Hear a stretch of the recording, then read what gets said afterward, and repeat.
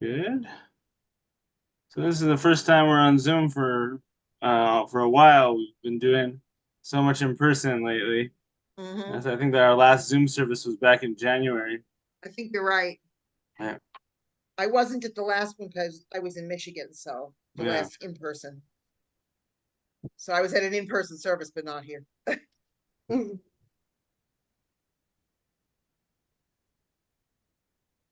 All right, we're officially live. Cool. Yay! Okay. Hello everyone. It's 7:30. As per usual, we are going to start our service at 7:35 sharp. Somebody has their microphone on and it's echoing. Yeah, I'll mute. Yeah, here we go.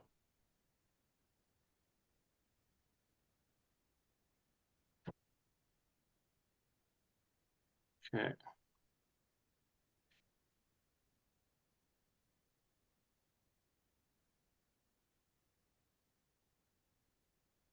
Oh, it was really nice to see people that I haven't seen for a while.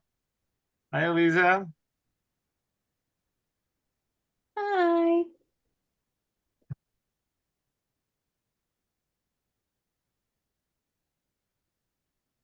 Clara, we haven't seen you in so long. How are you?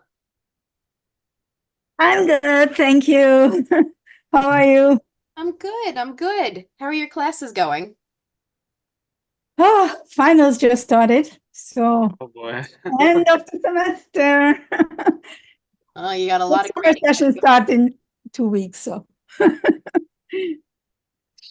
You got a lot of grading ahead of you, I guess. it's okay. It's papers.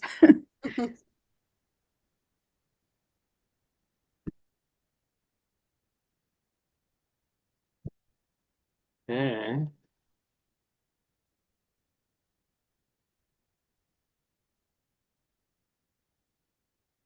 So just a reminder to people, I'm sure you know this already, in a Zoom meeting, so we're just gonna ask you to keep your mics off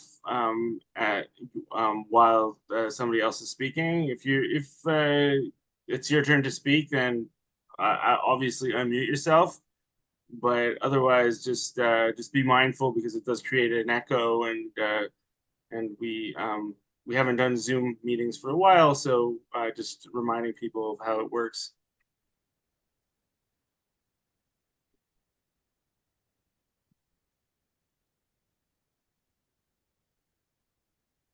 And if you need to say something and somebody else is speaking, you can always put it in the chat.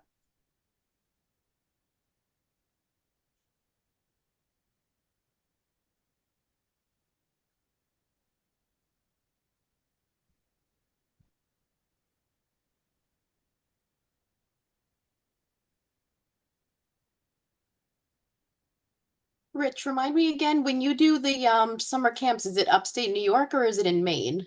It's in Maine. In fact, I'm in upstate New York now, and I'm going to Maine, well, the day after tomorrow. Oh, okay. I knew it was one of them, but I couldn't remember which. Yeah, well, they're kind of similar. At this particular moment, they're both great places to get bitten by a bug. So, Ugh. Lots of black flies, right? Or by a tick. well, ticks are, I don't know. They don't. They're not as independent. Like you know where they are for the most part, not completely, but the black flies here and the mosquitoes where I'm going in Maine are Ugh. very happy to see me. Black flies are horrible. I'm allergic to them. They make I hope the reunion is not a horrible one. Well, I'm sure there's research on this, but I was just saying to a friend of mine, I think there's a kind of seasoning. Like when I arrive in Maine, I'm extremely popular with mosquitoes, but after a week they find somebody else.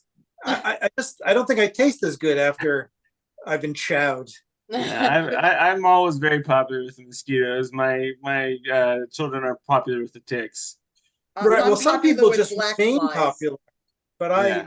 I'm a Yeah. passing fad. The mosquitoes always go for me. If there are other people in the room, I'm the one being bitten. Well, that's good to know. Would you like to come to Maine with me? Thank you, Rich. I've always wanted to go to Maine. I haven't made the trek up there yet. You're invited. I'll be there from Monday for the next 3 months. You just tell Oh, me wow. when. You got a place to stay. I've never Where, been up there either. I'm about half an hour west of Augusta, which is not the place in Maine that anybody goes. People either go to the coast or to Portland or to the mountains, and that's none of them. They call it the Lakes District, but that's just to give it a name. There's apparently a very nice golf course nearby. I don't play golf, but otherwise nobody goes to where I am. Not that it's a bad place, it's just not where people go. Okay, friends, we are going to get going. I am not going to offer some words before the service, simply because I'm going to be offering many words after the service, since it's the program about why I became a humanist, which speaks to a lot of our experiences in the congregation. And so I'm going to wax poetic in a short while, but right now we'll just jump into the service. I'm going to be sharing the screen. I have the songs on a separate sheet because we're doing a couple songs that are not in the booklet. So we're going to start with our opening song is going to be Seasons, and I'm going to share it right now. Second.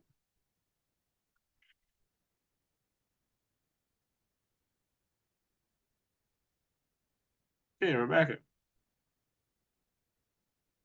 Great.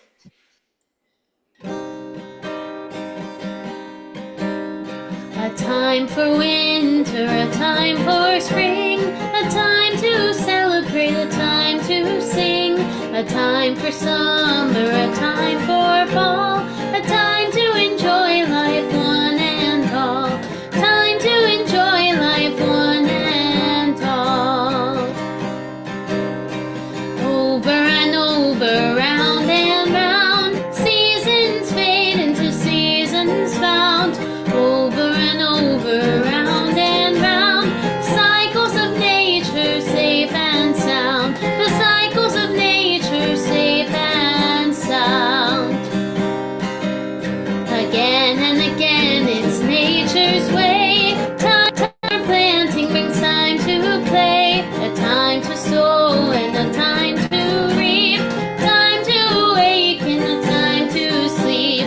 Time to awaken, a time to sleep.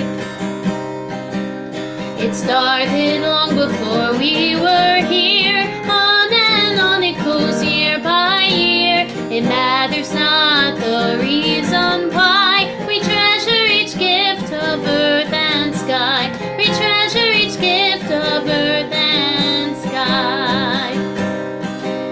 A time for winter, a time for spring, a time to celebrate, a time to sing, a time for summer, a time for fall, time to enjoy life one and all, a time to enjoy life one and all.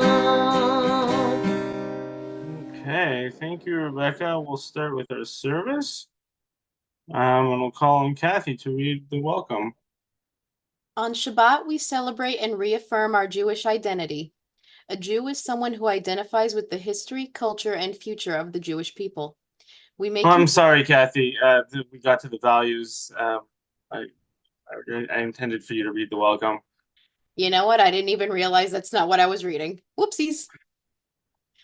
The past, present, and future are timelessly linked in the spinning cycle of life. Our past was the seed that became the present. We can make it bloom in the future if we nurture it with love, respect, and understanding of the shared culture and heritage that we call life. We gather tonight as Jews have long gathered to create Shabbat. Let us pause from our everyday lives to make it a special time. Let us put aside the demands, expectations, and pace of our daily existence to celebrate Shabbat. Let the possibilities of this time together be embraced. Let every potential for wisdom, harmony, and joy be realized. Shabbat is a time for peace, contemplation, introspection, understanding, and hope. It is a time for love, laughter, and joy to be shared by all gathered here. Shabbat is a time for learning about the goodness of life, for reaffirming our identity and our beliefs. It is a time for having the courage to express the best within us. Let us grasp these moments and cherish them. Thank you, Kathy. We now turn to our candle lighting. If you have candles, now is a good time to light them. We renew ourselves for the week ahead so that we will have strength for ourselves, our families, and our part in making the world a better place. We kindle the lights of Shabbat, symbols of human enlightenment and human compassion, to celebrate our coming together, to illuminate our lives and the warmth we find in our community. We remember the generations before us who lit candles as we do, found beauty and serenity in their light. Let us say together, Na'eh ha'or ba'olam, Na'eh ha'or ba'adam, Na'eh ha'or b'Shabbat, Nokil et or ha'Shabbat. How wonderful is the light in the world. How wonderful is the light within humanity. How wonderful is the light of Shabbat. We cherish the light of Shabbat. Na'eh ha'or ba'olam, Na'eh ha'or ba'adam, Na'eh ha'or b'Shabbat, Nokir et or ha'Shabbat. Eifo ori, Eifo tikvati, tikvati bi, Eifo kochi, kochi bi, Begamba, Begamba, Eifo kochi, kochi bi, Begamba, Begamba. Where is my light? My light is in me. Where is my hope? My hope is in me. Where is my strength? My strength is in me. And in you, and in you. Where is my strength? My strength is in me. And in you, and in you. Thank you, Rebecca. We now turn to Rich for the values of secular humanistic Judaism. On Shabbat, we celebrate and reaffirm our Jewish identity. A Jew is someone who identifies with the history, culture, and future of the Jewish people. We make connections to our past through our ancestors and to our future by leading meaningful lives. We believe that Jewish identity is best preserved in a free, pluralistic environment that honors all cultures. We believe in the nobility of human fellowship and the joy of unity. The freedom and dignity of the Jewish people must go hand in hand with the freedom and dignity of every human being. Human beings possess the power and responsibility to shape their own lives, independent of supernatural authority. Jewish history is a human saga, a testament to the significance of human power and human responsibility. We believe in the gift of human reason and the strength of human potential to shape our own lives. Thank you, Rich. We now turn to our next song, Peace and Freedom. Just give me a second and now we will share it again.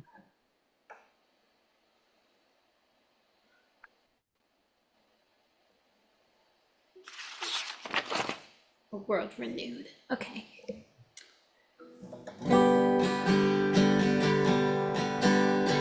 Let us help, let us make a world renewed for everyone. B'mehera speedily, B'yameinu in our day. Let us say, don't delay, don't put off what you can do today. Let us work, let us help, a world renewed for everyone. B'mehera speedily, B'yameinu in our day. Let us say, don't delay, don't put off what you can do today. Let us act, let us bring a world renewed for everyone. B'mehera speedily, B'yameinu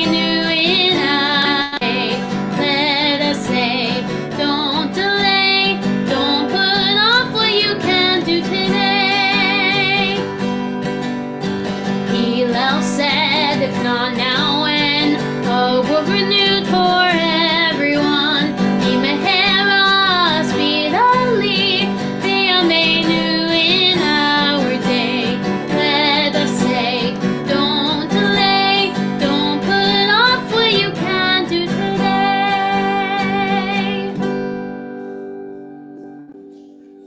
Thank you, Rebecca.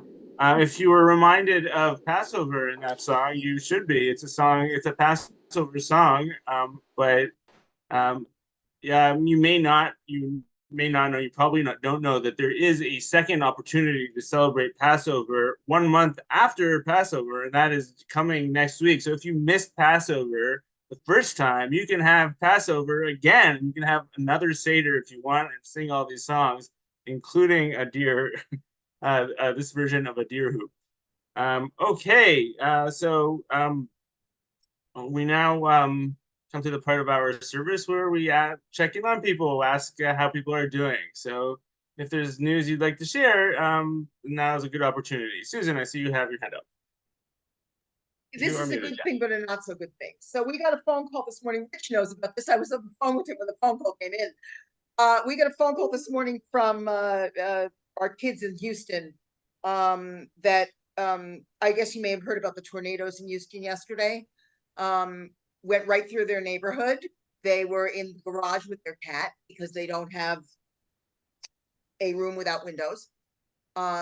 It went right through their neighborhood. Their house is okay. It's standing. They lost their fence. They lost a few trees. There's trees down all over the neighborhood. They have no power. Apparently they spent today at James's office on the Rice campus because they needed power. And I guess they brought the cat. But anyway, we're glad that they're okay. It was a little scary. I happened to be on the phone with Rich talking about something completely else when I got a phone call from my future daughter-in-law, who does not call me at 9 o'clock on a Friday morning.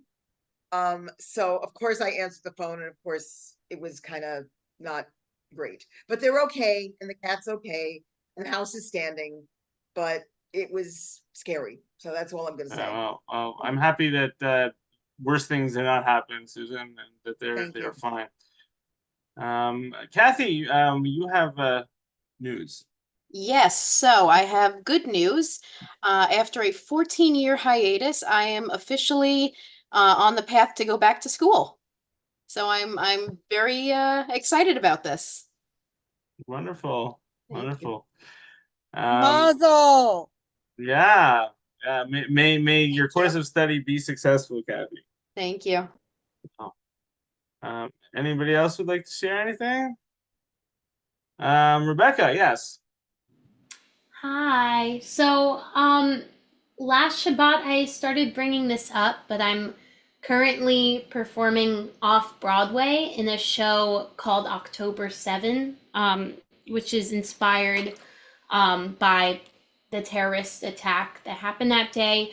And it uses real words from the survivors of that day. So I'm playing a survivor in it, and we just had our opening night on Monday, which was really exciting. And they actually, our creator flew out one of the survivors from the Nova Festival. That words are in our show. And so we got to meet her, and it was like we all just broke down in tears after just performing the show, and like reliving what happened to her, and then seeing her in person was just like a very beautiful moment. So yeah, that's been a lot of my time has been consumed doing that, but it's been a very rewarding experience. And we had a bunch of students from Yeshiva University at our show yesterday, and just like we all spoke to them after. It was really great. So I'm gonna send the link in the chat if anyone's interested in getting tickets, and I'll include the promo code too. Definitely use that. It's a great story, and as tragic as it is, a lot of these stories do bring words of hope and perseverance, and important to share. So yeah, thank you. Thank you, Rebecca. Yes, a very painful story, a story that we're still living now, a story that, this is part of our long history of Jewish pain, and it's giving words to something that is hard to put in words. And so thank you, Rebecca, for starring it and for helping bring more understanding about what happened there. Okay. Anyone else want to share anything? Here, maybe I have something a little less somber. I'm celebrating my birthday next week. So yeah. Yes. I'm going to be 46 in a few days, in 3 days. I don't have anything particularly planned for the birthday, but you know, I'm a person of numbers and birthdays are important to me. So this is my 46th birthday. Okay. Very well then. Anyone else? There'll be more opportunity to talk because I'm gonna be asking people to share their own experiences later on. So we will continue with our service. Our next song is Peace and Freedom. And I'm going to share the screen. 1 second. Here you go. Awesome.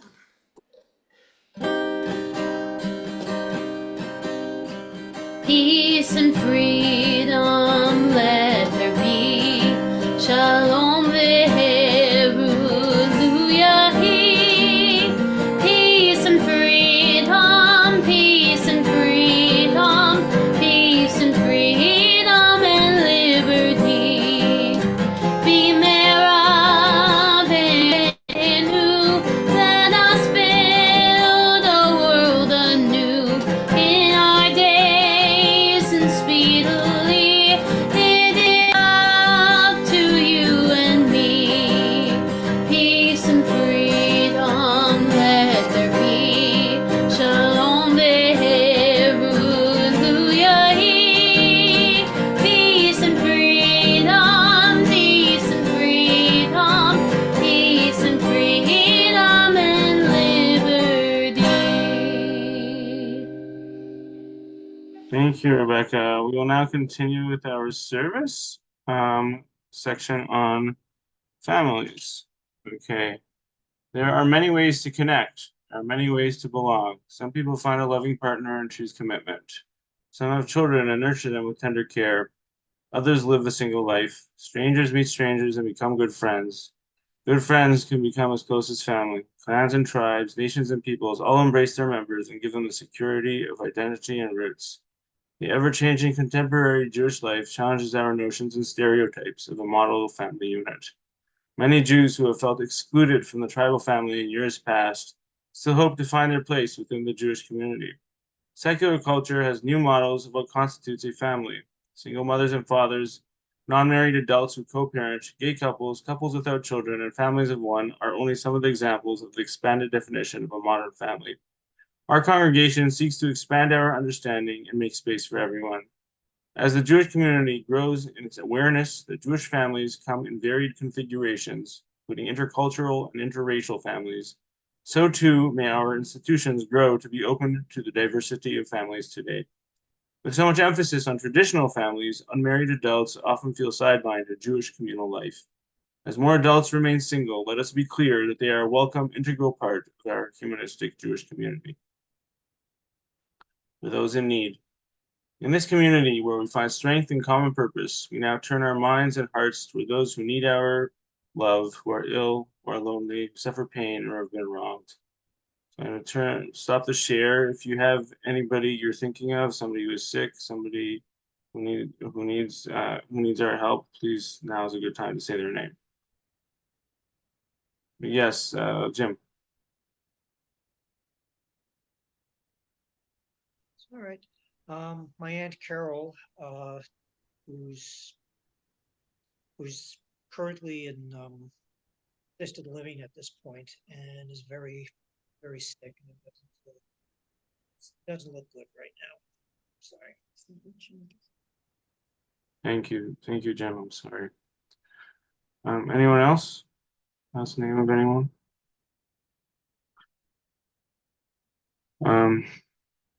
Anybody who is feeling, anybody and everybody who are feeling distraught about the continuing violence in the Middle East is in my thoughts, and it's always in my thoughts. And I hope fervently that a resolution is reached in the coming weeks and months. Anybody else has the name of somebody sick, ill that they wish to mention? Okay, then we'll go to our Fuash Lima. May all who suffer know they are not alone. May they experience Refuash Lima, the renewal of body and spirit.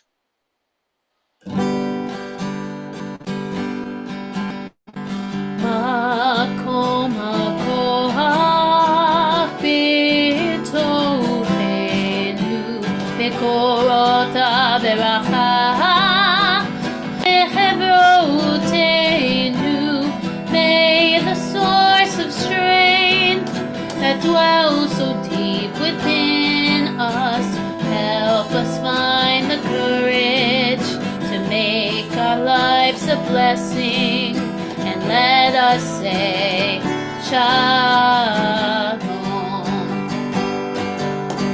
Makom hakoach b'tovenu mekorot haberacha mechevrotenu.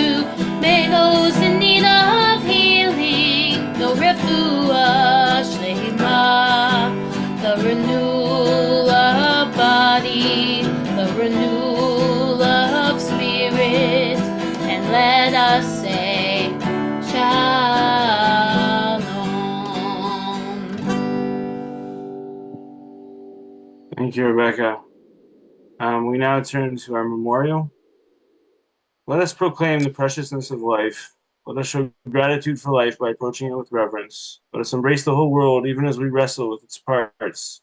Let us each in our own way take up our share in serving the world and seeking truth. May our commitment to life help us to strengthen healing of spirit and peace of mind in ourselves and others. And let us say, Lu Yahi, may it be so. I'm going to stop the share. You have the name of somebody who has a yahrzeit, or somebody that you're remembering. Now is a good time to say their name. Rich. My cousin Harvey Sigmund passed away a week ago today, and I was just at the funeral last weekend. Thank you, Rich. Anybody else have a yahrzeit they're remembering? Susan. I just got word tonight that our friend Daniel Sancio in Chicago, his grandma Irene died this afternoon, so we're thinking of him and his whole family. Thank you, Susan. Okay, we'll now do Zecher Tzaddik. Okay, 1 second.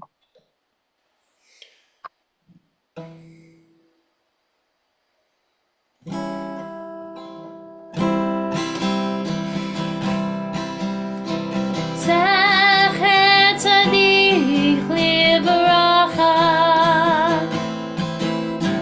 Zecher Tzaddik Livracha. With our tears and our sorrow, we remember Zecher Tzaddik Livracha. With our courage and our strength, we do not forget. Acts of kindness, and courage will remain. Death cannot take that which is locked in our hearts. Zecher Tzaddik Livracha. Zecher Tzaddik Livracha. Zecher Tzaddik Livracha.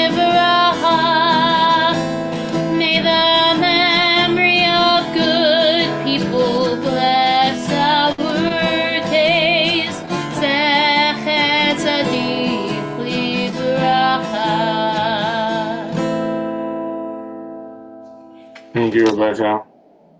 We now turn to our blessing over wine. If you have wine or any other beverage, now is a good time to bring it out.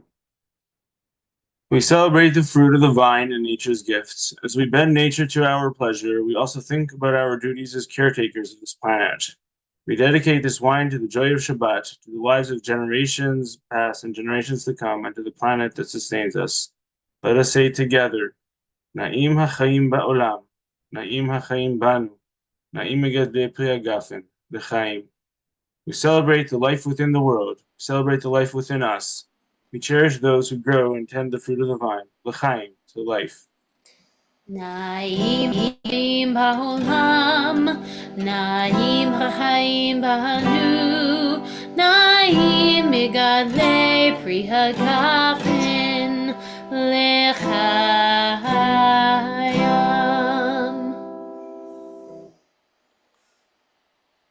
Now we move to our blessing of over challah. If you have challah or bread or any other food, now is a good time to bring it out.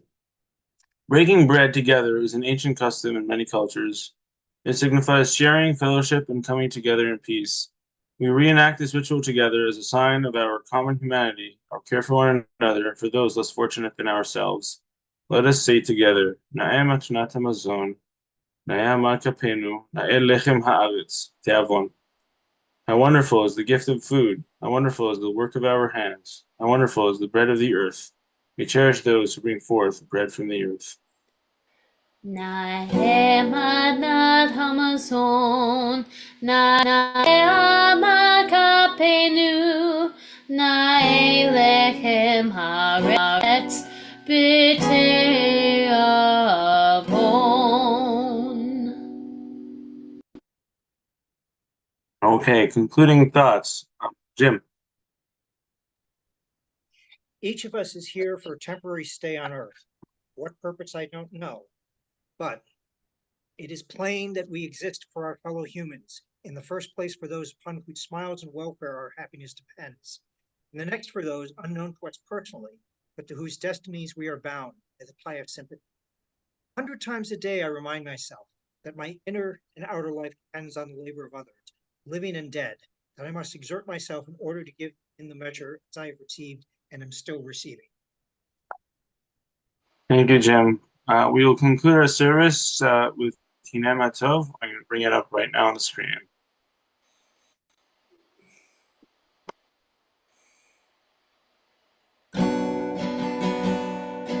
Hine ma tov u'manayim, evet achim gam yachad. Hine ma tov u'manayim, shevet achim gam yad. Hine ma tov, shevet achim gam yachad. Hine ma tov, shevet achim gam yad. Hine ma tov u'manayim, shevet achim gam yachad. Hine ma tov u'manayim, shevet achim gam yachad.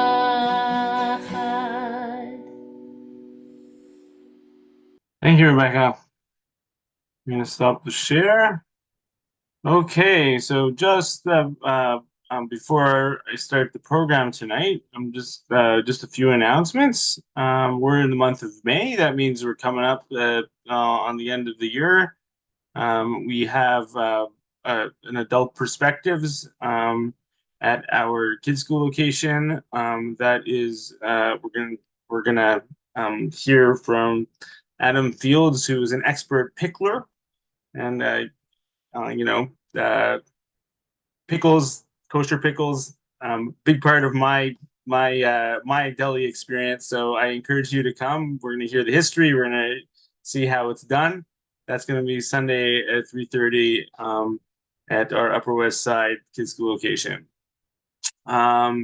And then we have our final kids school celebration at the in another little more than 2 weeks. In 2 weeks from today, we have our DEI Shabbat. Kathy, do you want to tell us anything about that? Yes, so one of our members, Jay Eden, will be talking about the current legislation that's going on in this country, revolving around trans rights and what could be done, what's going on, all of that. He works in that field. He's very well adept with it, and it should be a very enlightening talk. Okay, thank you, Kathy. And as usual, we have our weekly classes on Tuesdays and Thursdays at 10:30 a.m. We have reading the Bible through humanist eyes. We are going through biblical narrative as we have been since the beginning of the pandemic in March of 2020. We're still going strong. We have covered.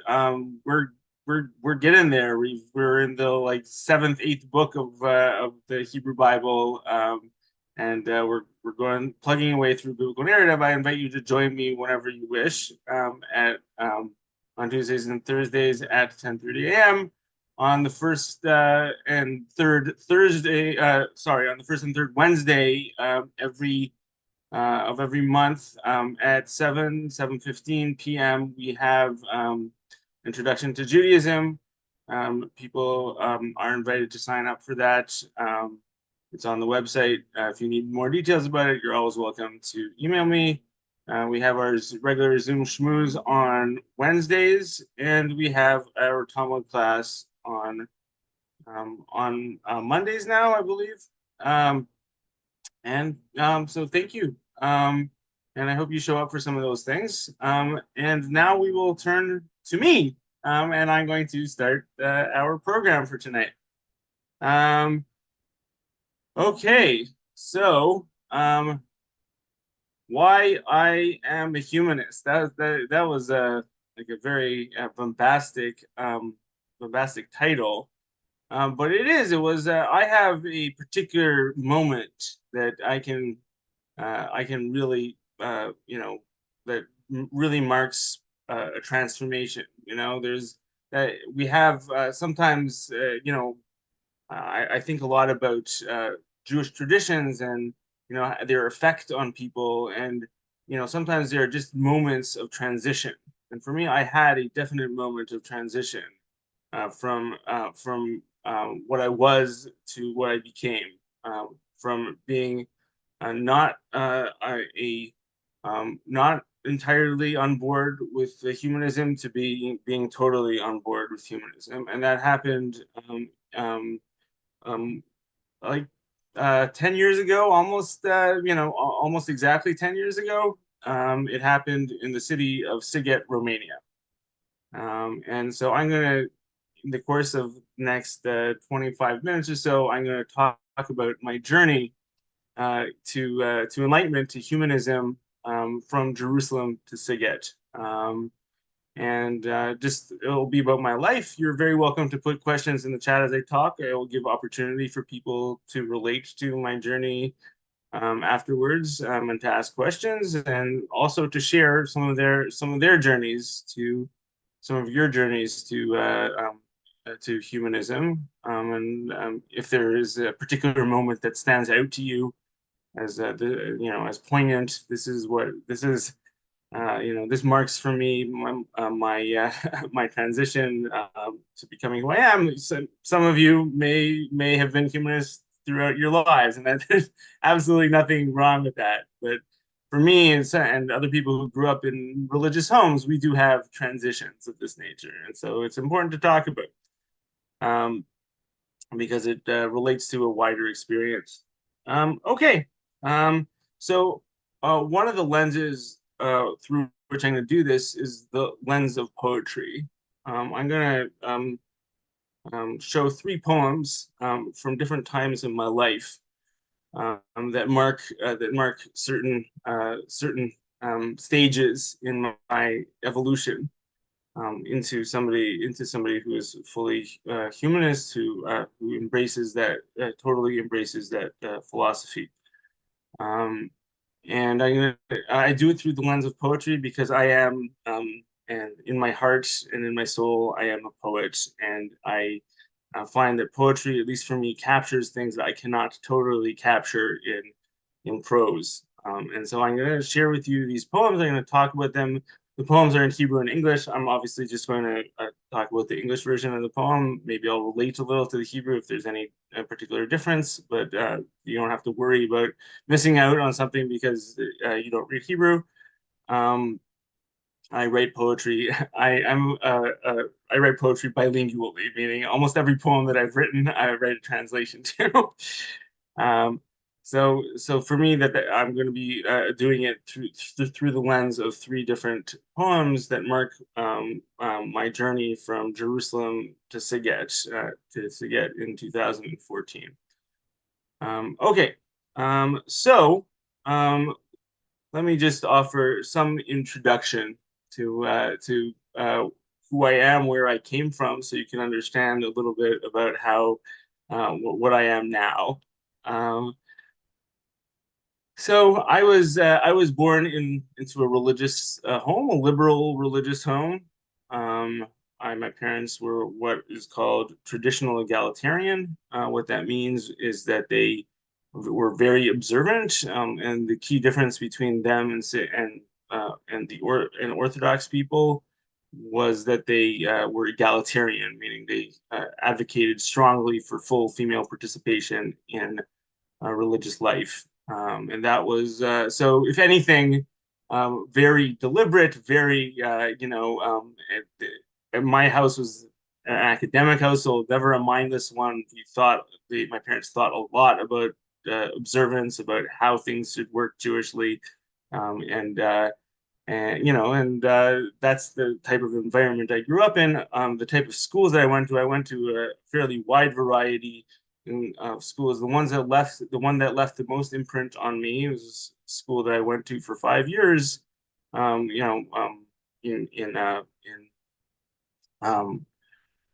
grades 1 to 8, and then in high school, and I went to religious day schools in Israel. One of them mainstream religious, and the other in high school was a very right-wing religious school, and those left a indelible imprint on me. And part of how I defined myself was against that experience.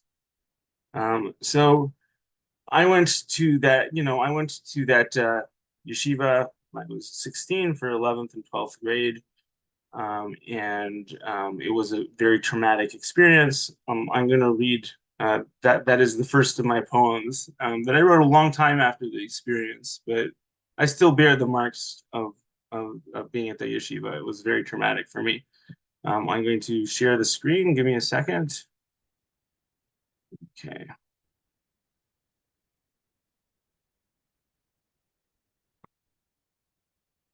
Okay. So when I turned 13, my uncle wove me a rainbow tallis, surrounded by cloudy threads of gossamer. When I became captive at yeshiva, the rabbi stripped me of this dream coat. The door slammed shut behind me. I was naked. The lock's teeth had snatched my tallis, leaving me like Joseph with but one thread, no longer pure. So this poem speaks to a few things in my experience. One was the naivete of childhood, the rainbow tallis. That's what I got at my bar mitzvah. My uncle was a labor of love. It's my fondest memory of my uncle. The thing that I most appreciate him doing for me was that rainbow tallis. I still have that rainbow tallis. My wife uses it. I do not wear tallises anymore, but it is a treasured heirloom of mine. And it also represented not just for me, not just a rainbow, but just the possibilities, the openness to the world. and it was really very special to me. And my uncle spent many hours making it for me. He weaved it on his own loom. When I became captive at yeshiva, so the yeshiva that I went to in Israel was a very right-wing Orthodox school. People that came primarily from settlements in the West Bank, and it was really a place. It was a boarding school. We slept there. We slept 5 to a room. And I felt that I was a captive there. I wasn't given a choice about whether I was going to go there or not. My parents sent me there without consulting me. They forced me to go. I begged them not to, and they made me go anyways. It felt like a jail experience to me. I wasn't allowed to wear my tallis at yeshiva. The reason I wasn't allowed to wear my tallis at yeshiva is because, according to Ashkenazi tradition, strict Ashkenazi tradition, you do not wear your tallis until you are married. And so when you're 13, you don't wear tallis. And so I wasn't allowed to wear tallis, and that just kind of stripped it off of me. The boarding school that I went to was a notorious boarding school. In 1997, the head of that boarding school was arrested for pedophilia. He was given a very lenient sentence of 3 years in jail, a sentence that was much lower than what he did. There were 2 suicides in the yeshiva attached to him and what he did. I wasn't sexually assaulted by him, but I knew people who were, and it just gave me a horrible impression of closed, repressive environments, and it just boarding schools, whether they are Muslim, whether they are Catholic, whether they are Jewish, boys' boarding schools are trouble, and this was trouble. And it wasn't only that. It was the reason why these things could proliferate in these environments are because it's repressive. It is not open. There is a culture of silence around things that go wrong, and to break that silence is to break a code. And it was very difficult. This person was notorious. He had hundreds of victims in my school. And so I left yeshiva very gladly at the end of 12th grade. I matriculated from there. I went straight to university to study biblical criticism. And for me, there is a moment there that at the end of 12th grade,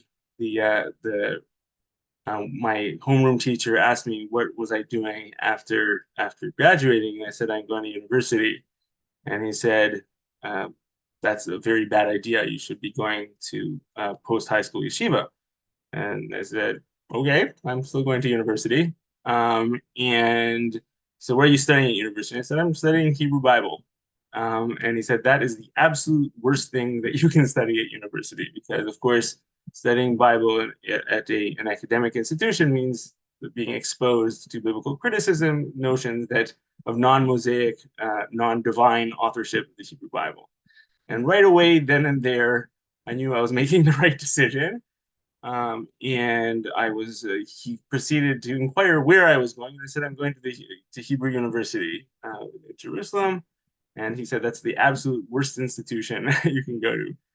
In fact, for my field of study, is the absolute best institution I could go to, as I found out. And so this is a moment. I wasn't allowed to ask questions. It was a culture of silence. I got no answers to all the questions I had. But then I could leave at the end of 12th grade and go to university and start getting answers. And so for me, this represents one particular moment, a moment of deep disillusionment with a system, not the system I grew up on, mind you, because I grew up in an academic liberal family. They sent me to this boarding school, repressive boarding school.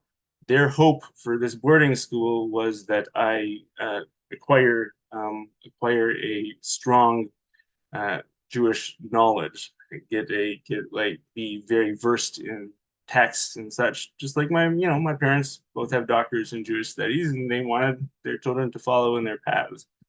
And so they felt that this was a good place to do that. They were very, very wrong.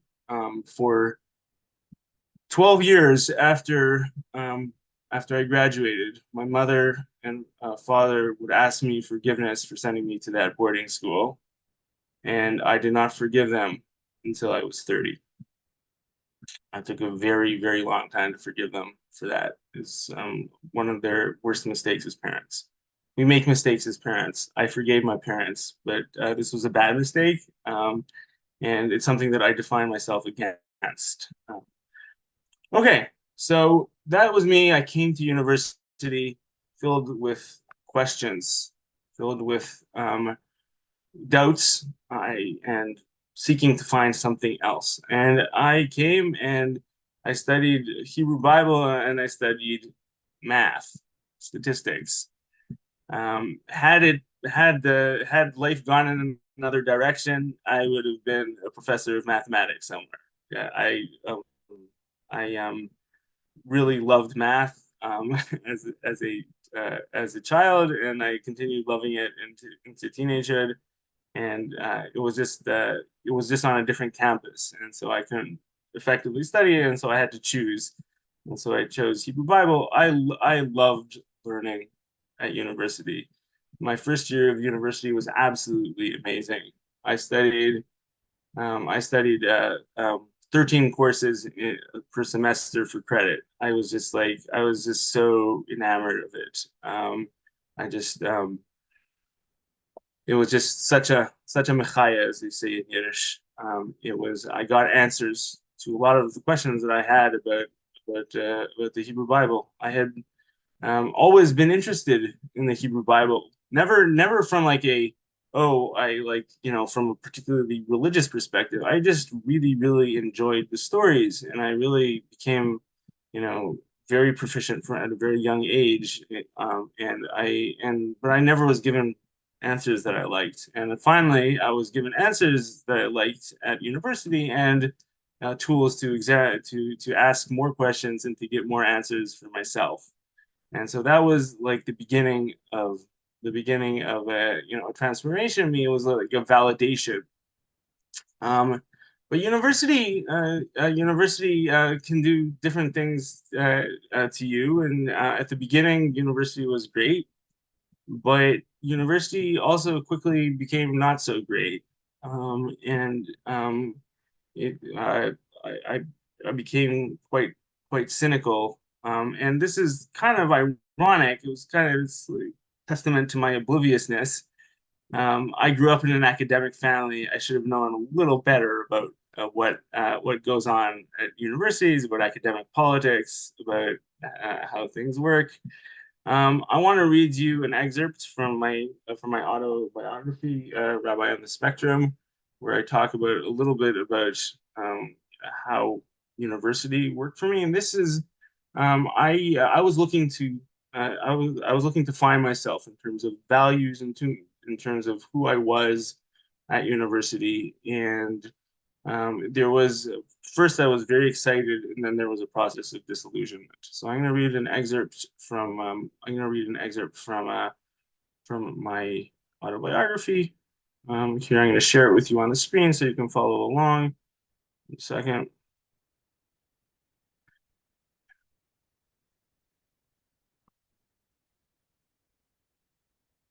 Okay. College transformed me from an idealistic teenager to a cynical adult in a few years. I guess that's what college is supposed to do.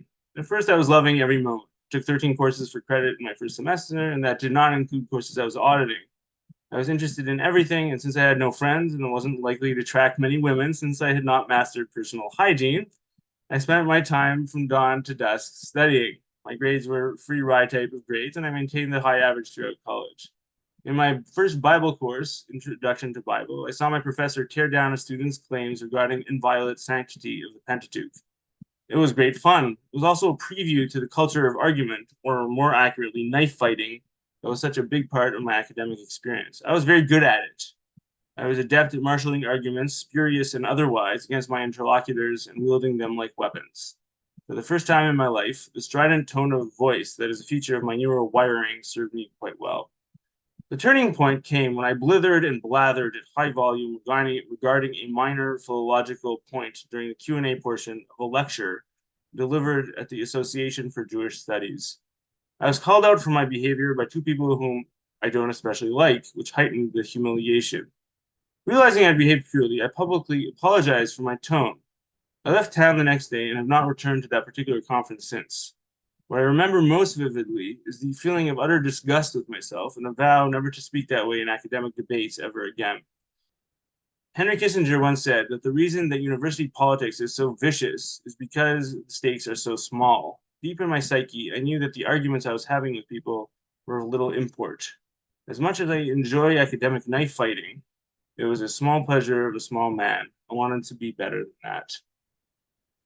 Okay. So this is kind of building.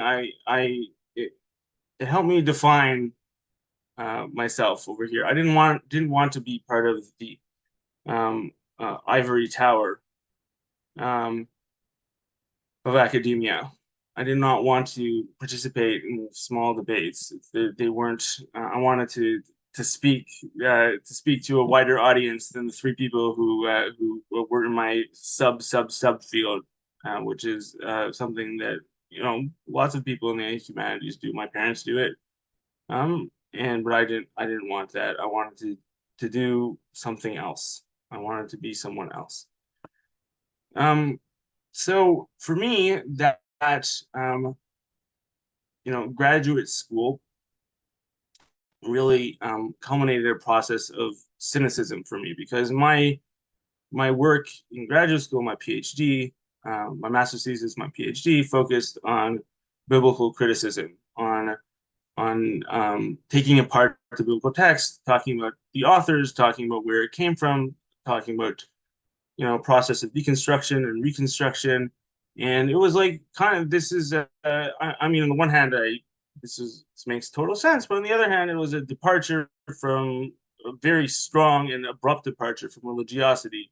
Those notions that God or Moses are not responsible for the writing of the Bible are ones that are very sacrosanct in the religious community that I grew up in. And so saying something very different and talking about who these authors were and when they wrote, this guy, it was like really like stepping far out from the norm. And it was that kind of process, but it was a process of deconstruction. But that little did I know that process of deconstruction, I had applied it to the biblical text, and I had not applied it to the rest of my life. That came afterwards. I finished my first PhD very young. I finished it when I was 24, and then I went into the Army. And the armies all around the world are designed to take people's psyches apart and rebuild them. That is something that they deliberately do in order to gain a compliant body of soldiers. This is something entirely deliberate in military thought. And I was a little too old for that, since I knew myself. I was not 18. I was 24 when I went into the Army. But I was at a critical point in my own personal development. I had finished my graduate work, and now I was looking. I was asking myself a lot of questions. So, meanwhile, religiously, I was a bit mindless about it. I just continued in going to the communities that my parents had frequented, and I felt very. You go with what you're used to, I didn't really question it.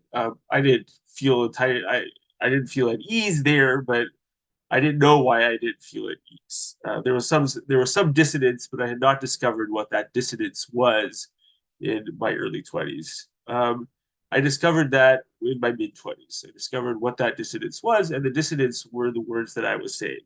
Um, you know, like many people who grew up on liturgy, I knew Jewish liturgy by heart. But I never actually thought about what I was saying.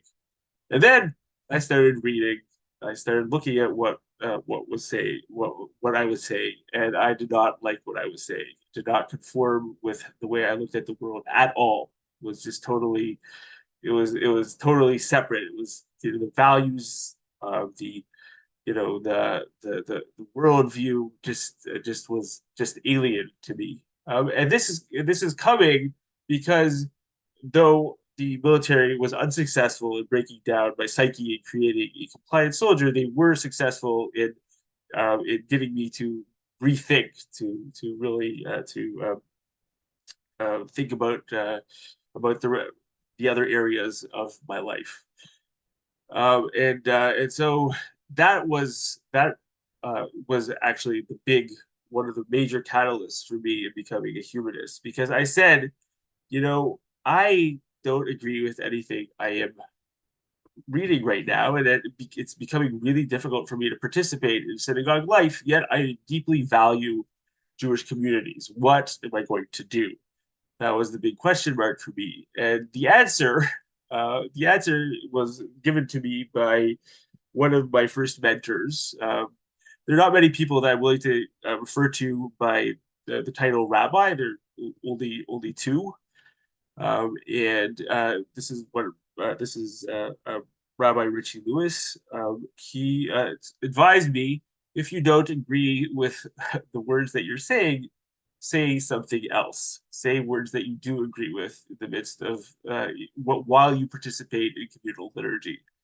And I said, and that just got me thinking, and it hasn't stopped. I haven't stopped thinking about liturgy in more than 20 years, and I've been writing liturgy nonstop.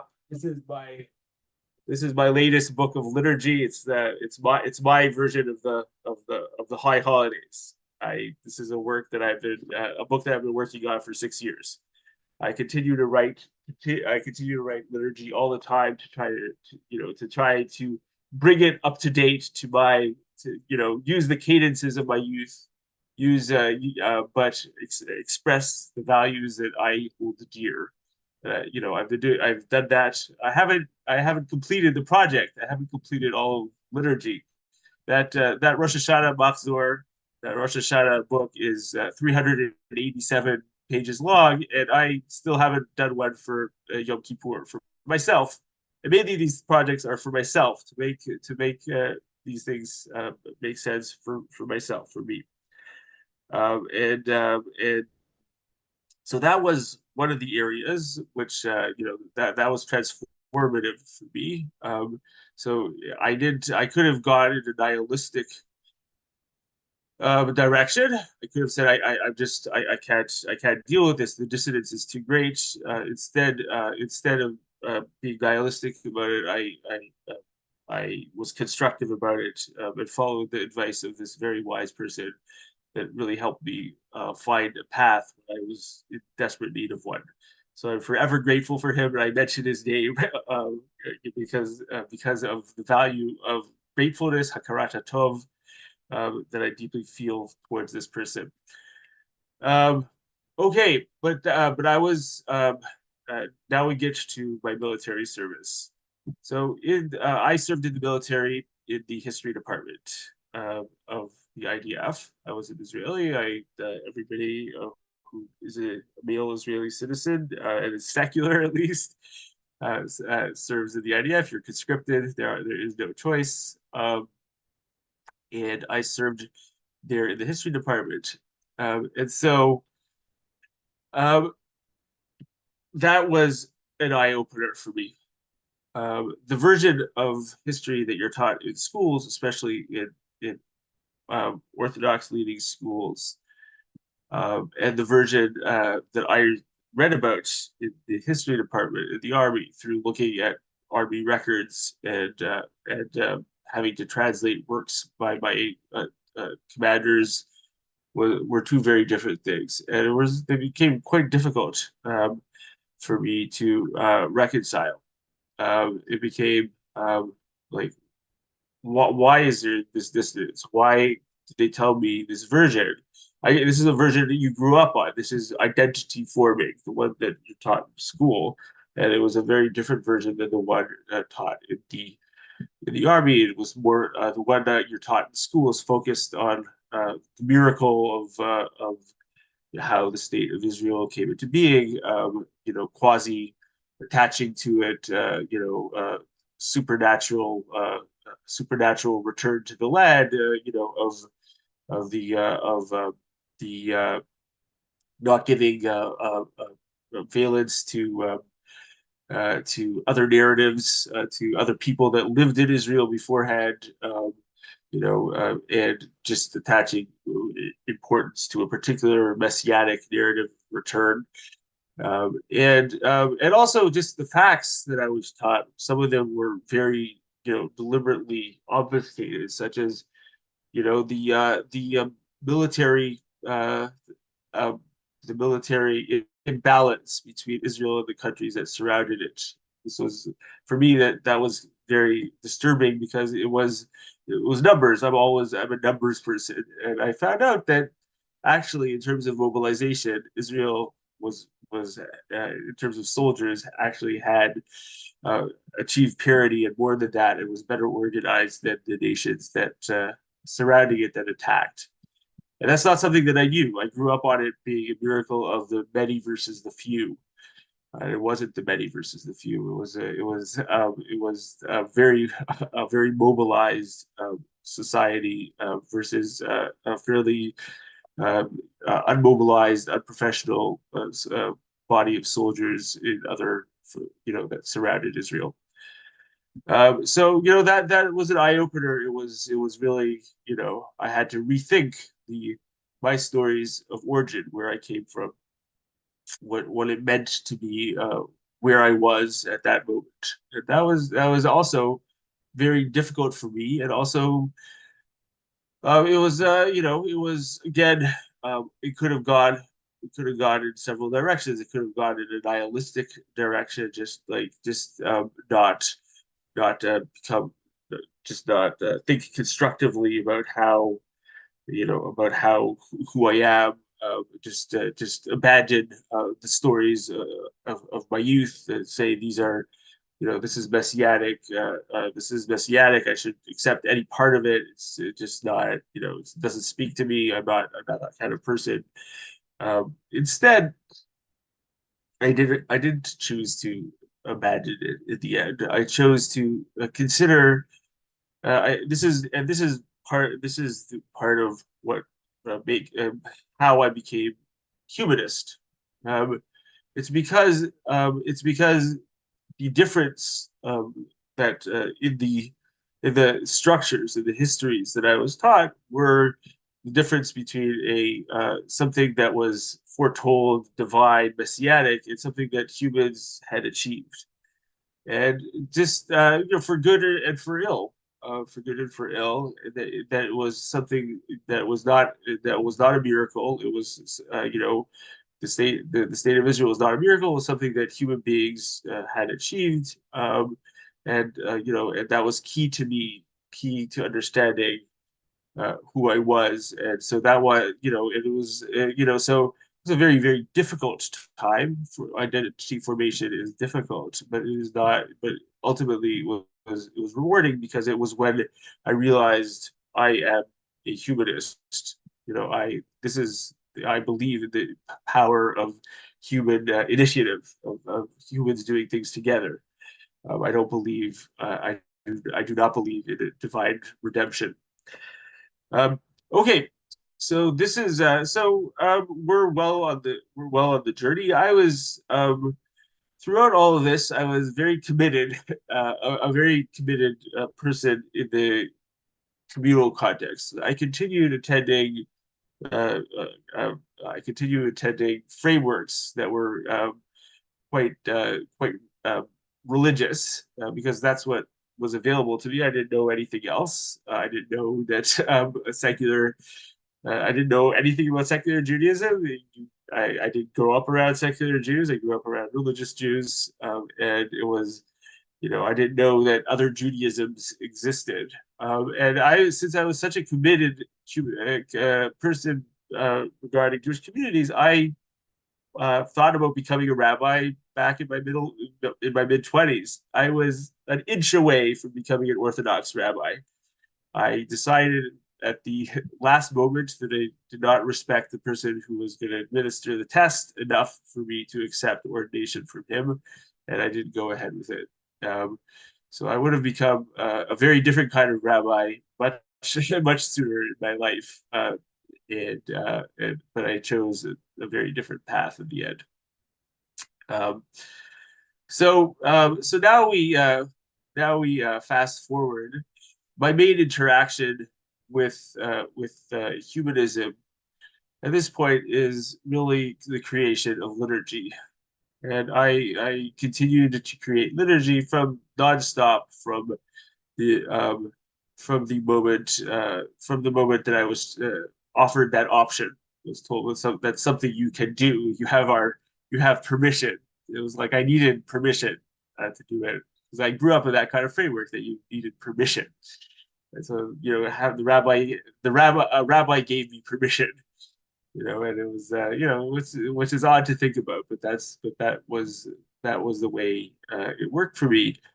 And it was largely a solitary process for me. For many years, it was a solitary process simply because I did not know, I'm not somebody who makes connections easily, and so I did not know that there existed secular Judaisms existed in the world until much later. And so this was like a project. I continued writing liturgy. My first liturgical composition was an atheist feminist siddur, which I wrote when I was 26. That's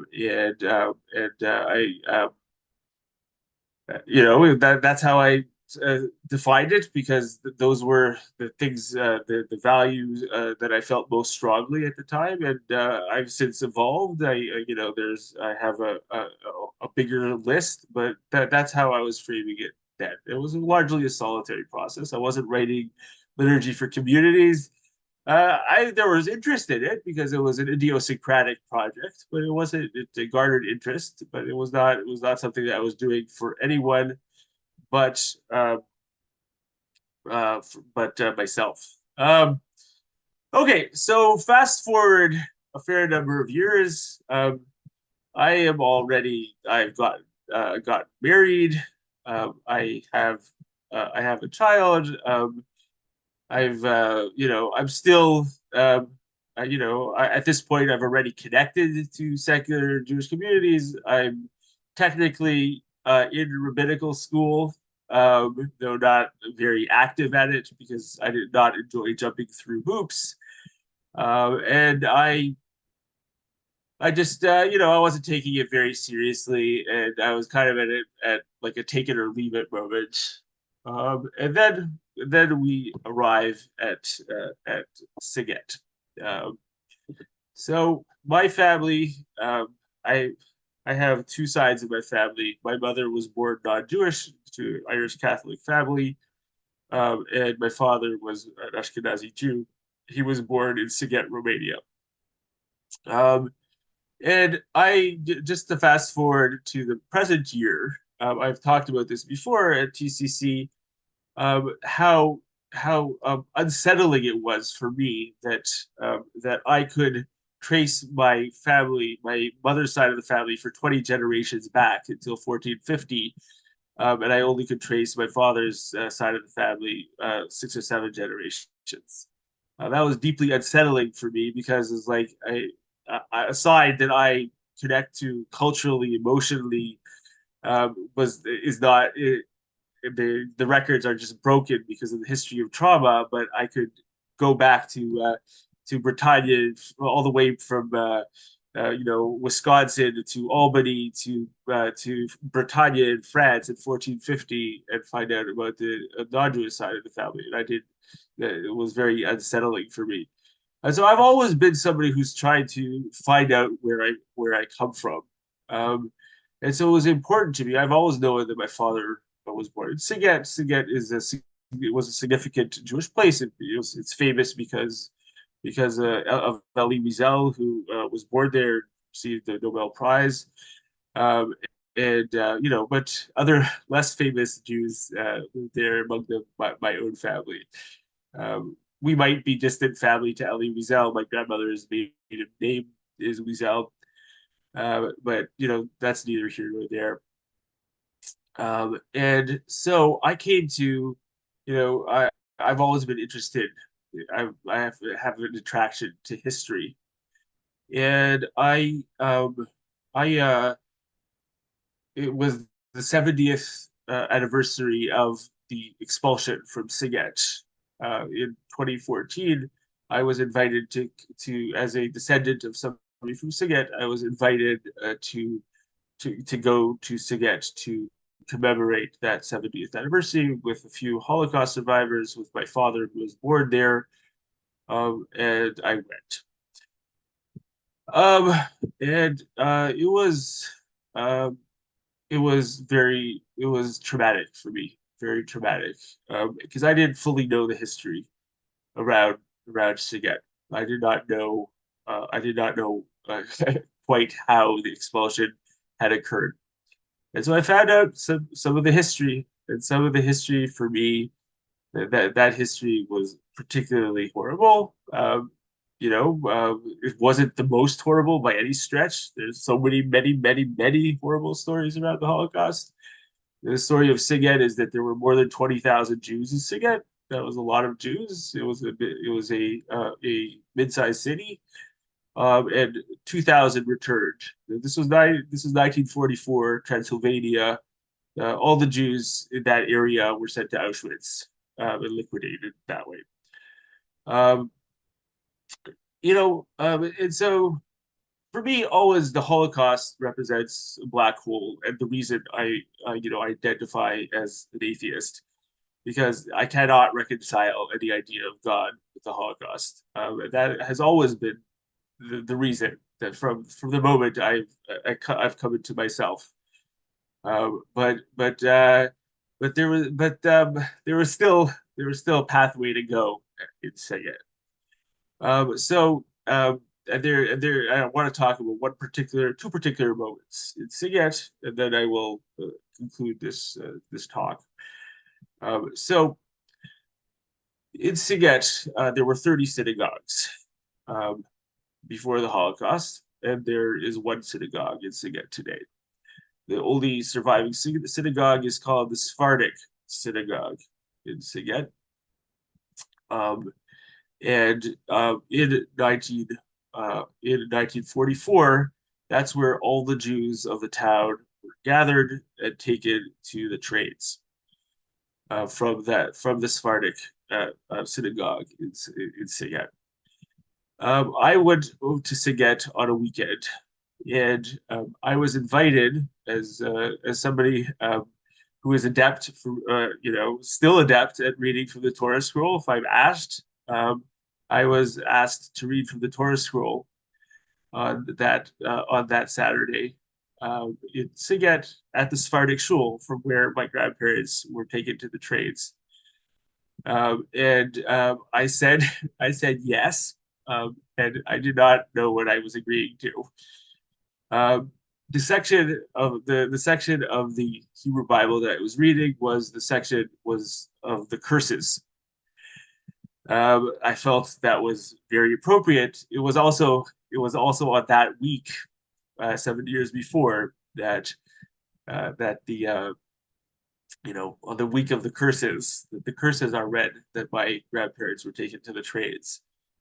And so I was asked to read the curses. The curses are a very special Torah portion for observant Jews. They are they are said quietly and fast because you do not want the curses to come true.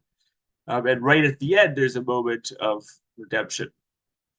This is the tradition of how you read the curses from the Torah scroll.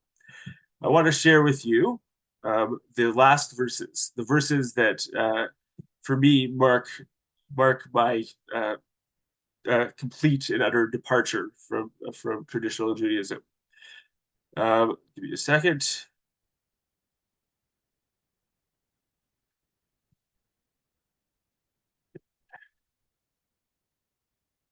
Okay, this is from the book of Leviticus.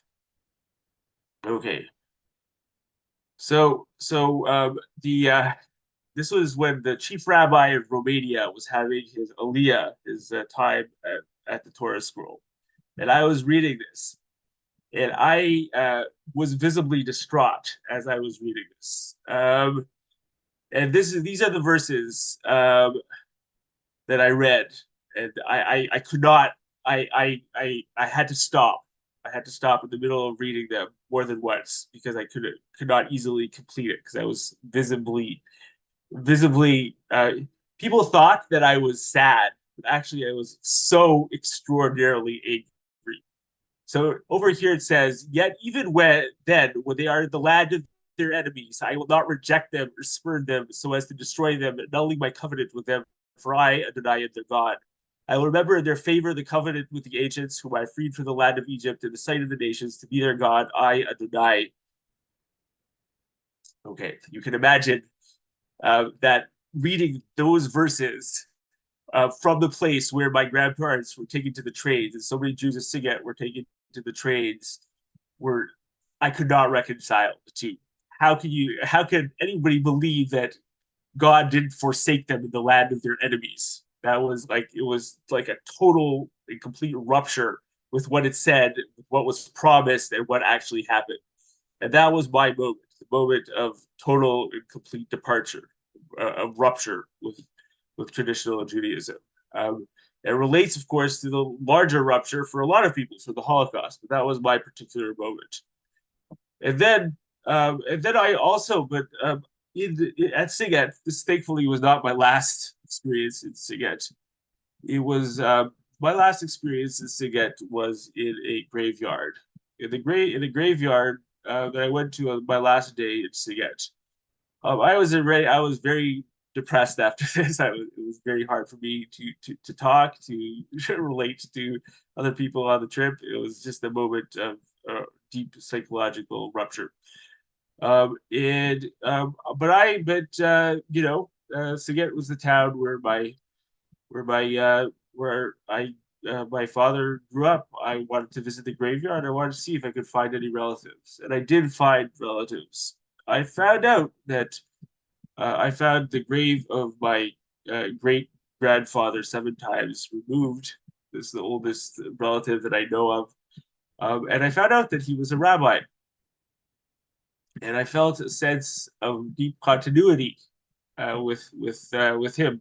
I'm a very different kind of rabbi than he ever was. But a sense of coming from somewhere, a sense of continuity, a sense of the importance of living in a Jewish community and being part of a Jewish community, was brought home to me in that moment when I discovered that deep connection. There haven't been rabbis in my family for 7 generations. I was the first rabbi in my family for 7 generations. Here I was, and then on the taxi cab way from Siget the next day, I was talking to the cabbie, and he was saying, like, everybody is making a big deal about you coming to Siget, because this is a significant delegation to Siget. Everybody's, and it was bringing a lot of money to the town, and the mayor was participating in things. And he says, he said to me, for me, I'm looking at it different.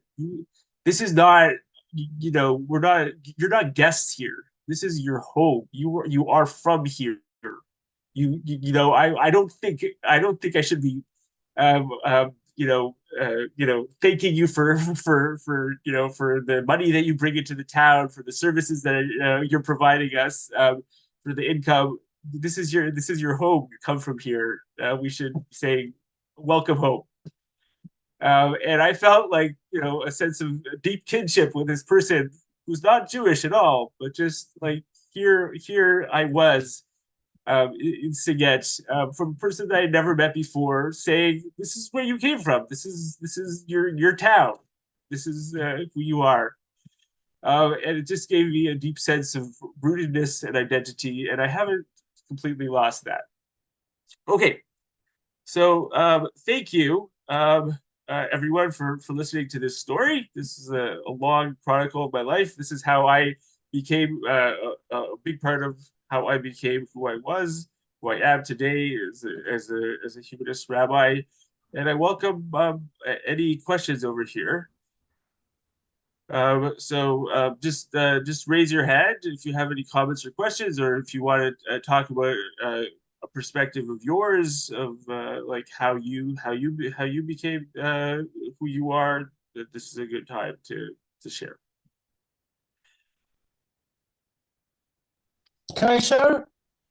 Yeah, of course, Dominic. Go ahead. I probably was the earliest in the terms of age when it comes to like becoming who I am, because I had become who I am by contrasting something that I wasn't really subscribing at. I wasn't told about it. I was thrown to the Catholic faith, but it wasn't really like the kind of thing which my family was subscribing at. They just put me in because it was like the only way to be in Poland in the village like circumstances. I was 10, and it was the first class with a new teacher who has told me about the creation story, and I was hearing that, and I just told her, "What the bullshit you are talking about? I have never heard about it." And they are just what about the Big Bang Theory? What about the Darwinian evolution theory? And she just like shut me up about what I was talking about. I was fighting for getting out of this shade for, I guess, 1.5 years.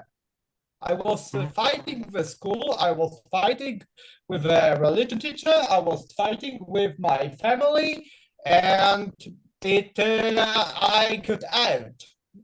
And probably a certain like a fraction of you got the same experience when becoming like in the early teenage years, because this is the time where the consciousness of your own is basically like creating itself in your mind. Yeah. Thank you, Dominic. Yeah, I'm I've heard some of your story before, but thank you for sharing more of it. Anyone else? Anna? Anna, go ahead. Okay, so I'm Anna. I was born in Czechoslovakia. And I have some connections to Siget. And I grew up in an ultra not Hasidic, but ultra Orthodox environment. I went to, my first 9 years were in France, in Paris. So we were more modern Orthodox, and that was that was fun. And then we came to Williamsburg for certain reasons. And when I was 9, and so I went to an ultra Orthodox all-girls Litvisha yeshiva, Mm-hmm. from 9 in the morning till 5 in the afternoon. And I really didn't like that environment, even though I adapted, I did well there. My first memory of like any doubts was I was 14. I was taking the train across the Williamsburg Bridge to Manhattan, and I was looking out the window, and out of nowhere, it occurred to me that other people in other religions believed in their God and their religion, but mainly they believed in their God just as strongly as we believed in ours. And then I didn't think about it again, like ever. Uh-huh. And I became, I'm an artist. I wanted to go to art school. So I ran away from home when I was, I don't know, 18, whatever. But I mainly became, I suppose, an atheist, which I don't even like to say that to some people because I'm afraid they'll be offended or something. Well, not in this group, Anna. Yeah, that's what I've heard. Yeah. Mainly because even though I think Richard Dawkins, if you know who he is, Yes. I think he's an anti-Semite, but for the same reason, because of science, because of evolution, because everything I taught was a lie. I was taught was a lie.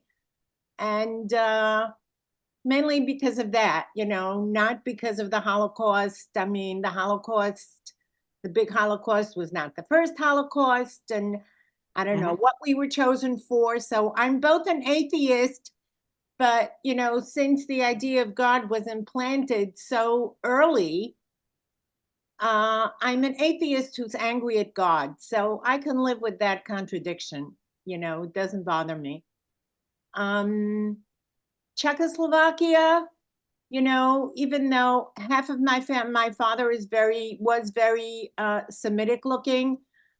In my mother's family, there are many people with blonde hair and blue eyes. So there must have been either intermarriage or rape or whatever. And Czechoslovakia was part of the Austro-Hungarian Empire in my family. I don't know, goes back to like the farthest we can go is like the beginning of the 18th century. I don't know where they're from before that.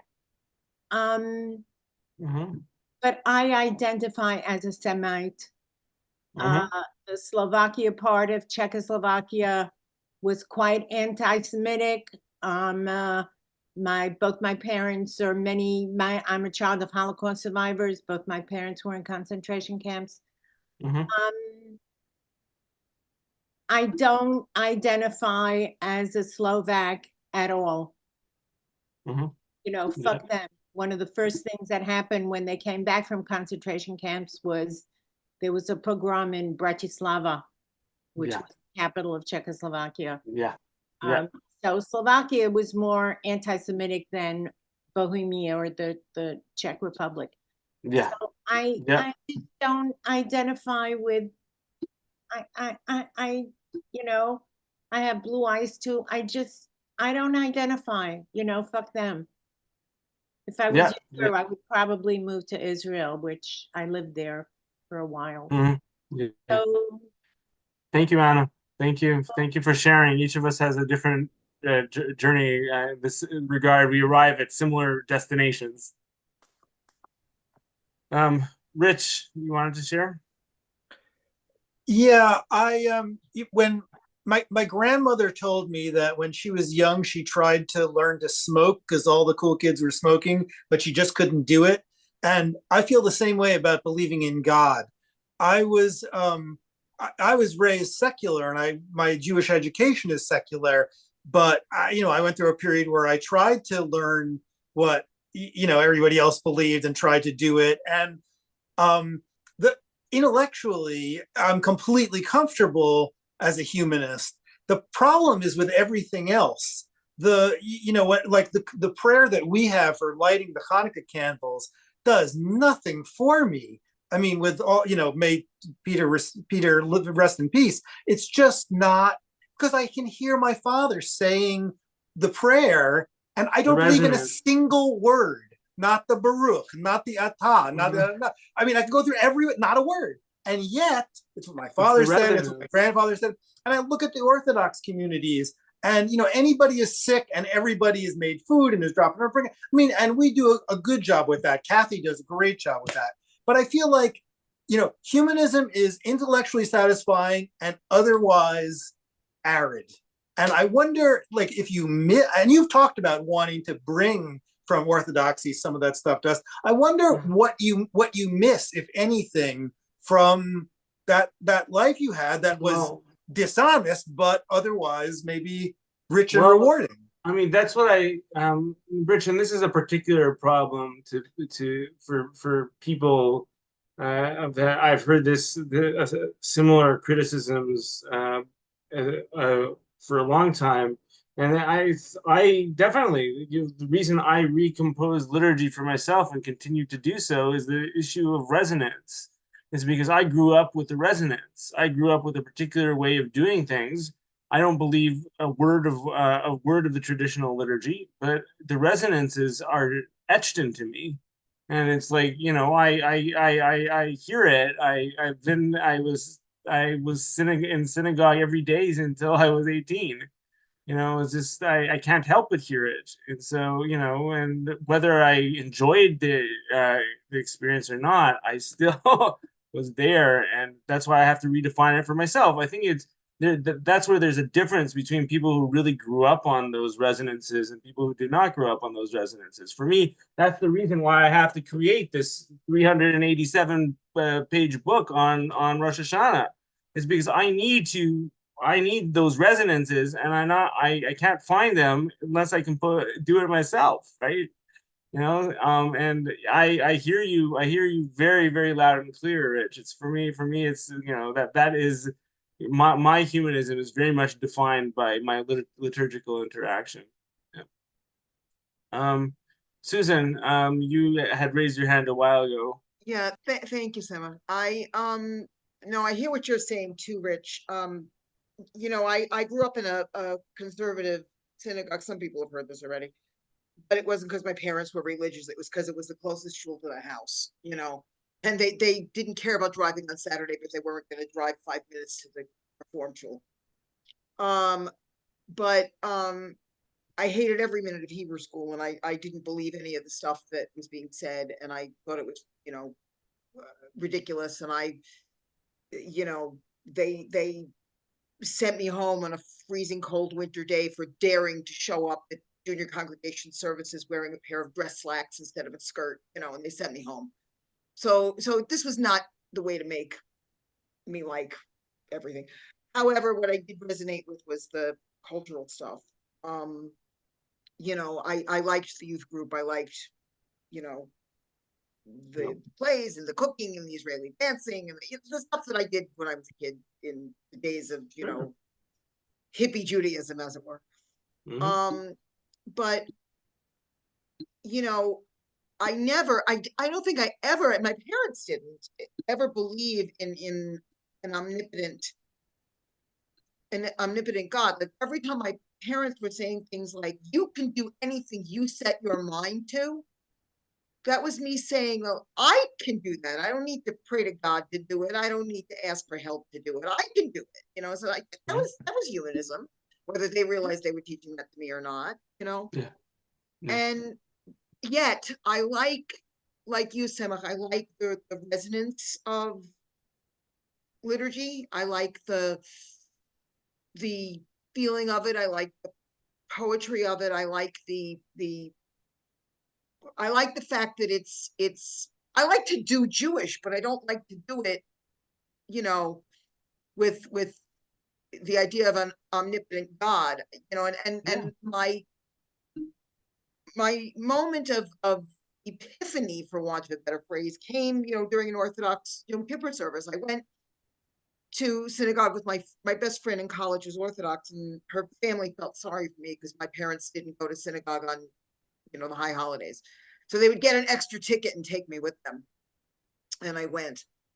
And I was standing there during the whole service, and the part where you're like beating your breast and telling God you suck, and I just had this moment of I'm not perfect, because nobody is, and we all have stuff we need to atone for in our lives, but we have to ask other people for the forgiveness.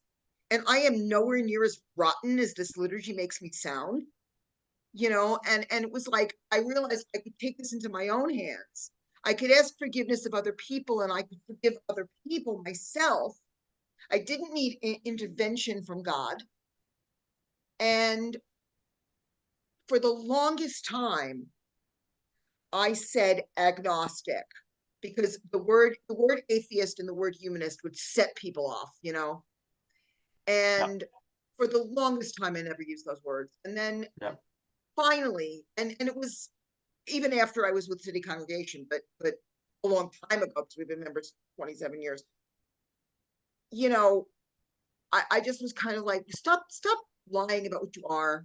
You're an atheist and you're a humanist, and just say it already. Just say it, and I did. And it was like, okay. And it was actually very liberating. Yeah. I'm very Jewish. I'm very Yeah. Jewish. I love being Jewish, but I'm the religious stuff was like, no, not my thing. Susan, there have been atheists forever among the Jews. Of course. We've always been part of the Jewish community. We're just a more vocal and a more prominent part of it today than we used to be. It's nothing that changed. And I like this dialogue you had about being angry at God, people accusing you of being angry at God. And I also I think what it is actually a rhetorical shortcut. I'm not angry at God myself. I'm angry at the concept that was perpetrated upon me. Yes. I'm angry at people and not at God. Yes. I can't be angry at God, because from my perspective, that concept is not relevant to me. I don't waste my time. I can't be angry at people. I'm angry at a whole lot of people. Yeah. I don't waste my time being angry at something mythical, but when a religious person accuses an atheist of it, and that's interesting. Well, we might be angry, but we're not angry at God. We're angry at something else. I don't like angry atheists, because they come off so shrill and so they're angry at something. Angry atheists just make me aggravated, because I'm like, I'm not angry at anybody. I'm certainly not angry at some nebulous thing, So thank you, Samantha. I appreciate what you just said. Thank you, Susan. Samantha, you had something you wanted to share. Yeah, I mean, I was just gonna say that God is a construct, right? Like gender is a construct, and so many other things are a construct. So God is a construct. And people love ritual because it informs our lives, enables us to make sense of our existence, right? It gives us a framework, and we've been doing it for thousands of years, right? Ritual is as old as humanity, right? So we just find what works for us. So, I mean, I don't know. Ritual. Yeah, absolutely. I mean, ritual, as we all know here at City Congregation, ritual is a fundamentally humanist thing. It speaks to our, the best, most enduring rituals speak to human needs and wants, and so are not connected at all to God. And so it's, that's why we celebrate Shabbat. We're celebrating Shabbat tonight, because that is something that speaks deeply to the human experience and human needs. So that's why we're here today, and that's why we're doing it. Sunny, you raise your hand. Hi, thank you so much, Summer, for sharing your story. Absolutely. And your writing. I had a little bit of a opposite journey in some ways from a lot of people. But I just wanted to mention some commonalities in that. So my grandparents were from what is now Satu Mare, Romania, originally at their time Satmar, Hungary.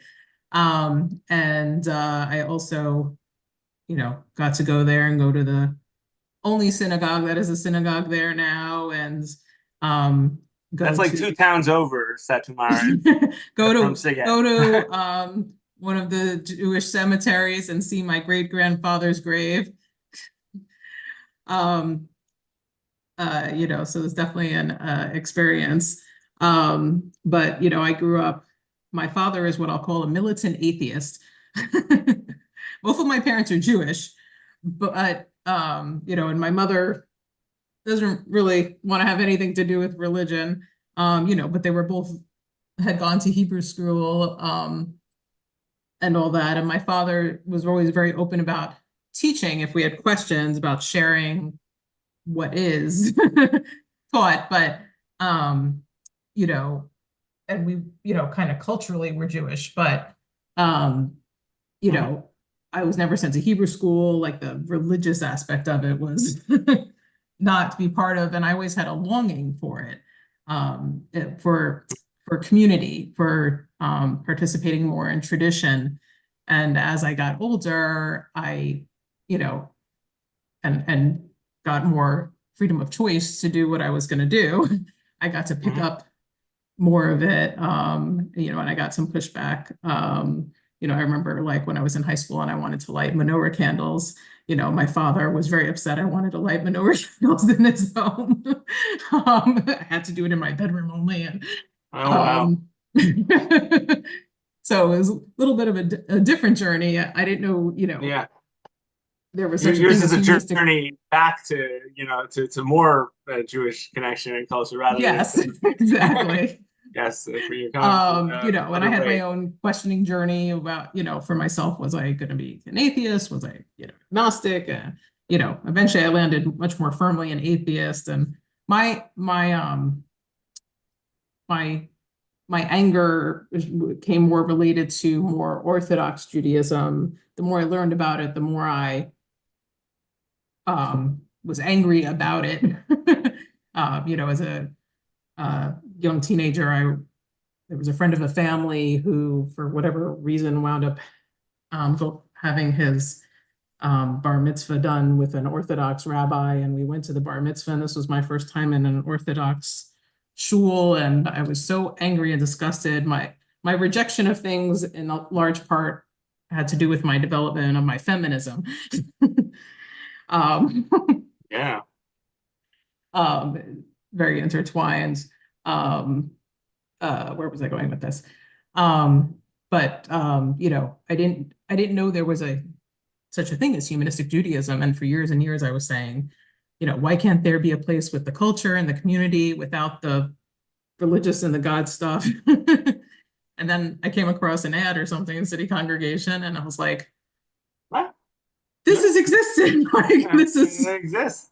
This is I didn't awesome. know. I didn't know either, Sonny. Like I didn't know that such places existed until into my 30s. Like I was, it was an eye opener for me. Yeah. And I just also wanted to mention something about this question about being, angry at God, and it's sort of interesting to me your moment of final rejection, kind of with the Holocaust, about that God couldn't do that, because it's interesting to me, because to me that's almost an unatheist thought, in that, well, so if we lived in a kinder world, you could envision God as kinder, well then God would exist.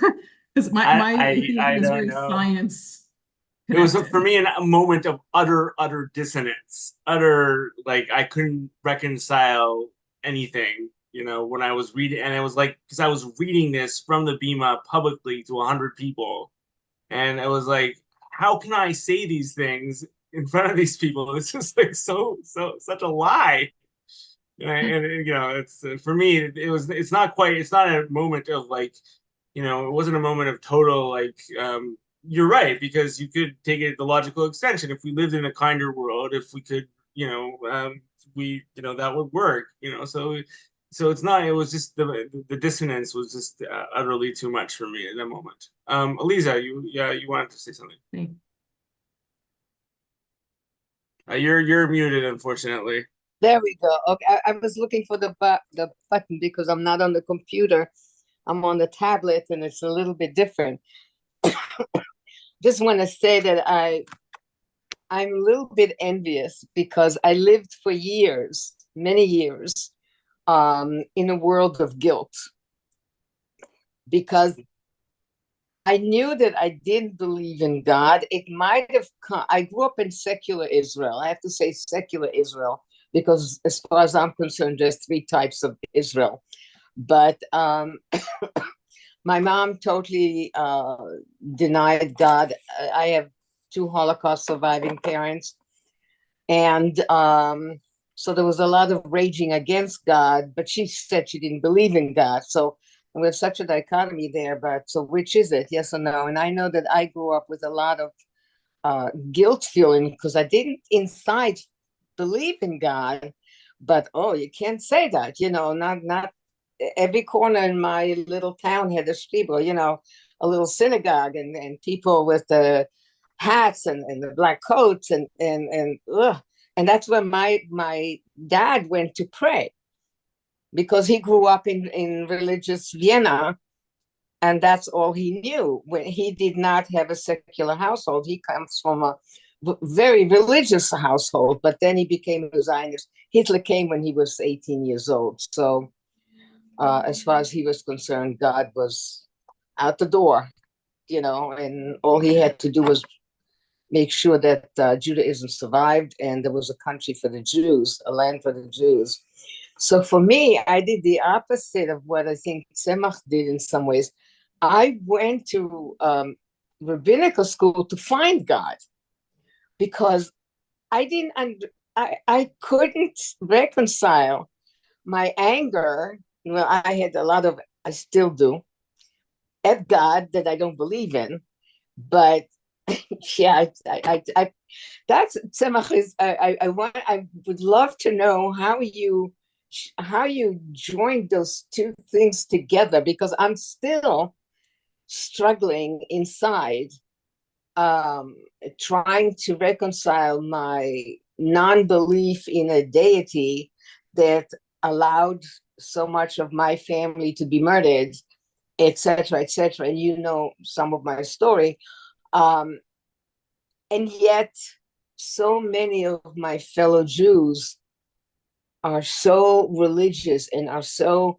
When I graduated medical school, there was a very Orthodox young man who was just came up just behind me with his name. So when he got his diploma and he came to sit next to me, I put my hand out to shake his hand, and oh my God, that was a terrible thing to do.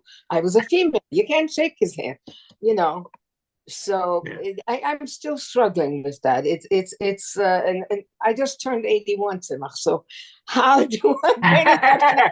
So I have a few years to struggle still, Lisa. Yes. Anyway, that was a very interesting. I envy you in some way, and everyone else who has some clarity. Yeah. Well, I do have clarity. I think I can say that. Right. I think I do have clarity. For me, I do have clarity.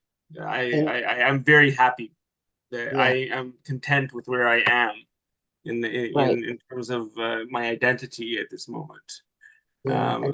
I don't think I was skeptical about becoming a rabbi, by the way. That was like, what is the, like, I almost became one type of rabbi and I rejected that. And then I didn't know, like, well, what does it mean to be a different kind of rabbi?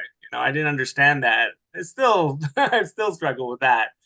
But with where I am in terms of who I am, I'm in a fairly content place. Well, you're really brilliant, Tzemach. So kudos. Thank you, Elisa. Okay. Well, we are, I think, at the end of our of this program. Thank you, everyone, for showing up, for taking part in this. And if you have any questions or you want to continue with parts of this conversation, at another time on email or privately. I'm always happy to have these kinds of conversations. These are the type of conversations I enjoy having about identity. And I just welcome you to just reach out. So thank you very much for this opportunity. And I'm always happy to talk about these things. Thank you, Tim. Thank Thank you so much, everybody. Thank you. Thank Thank you. you so much. This everyone. was a great program. And Thank nice you. to Thank- see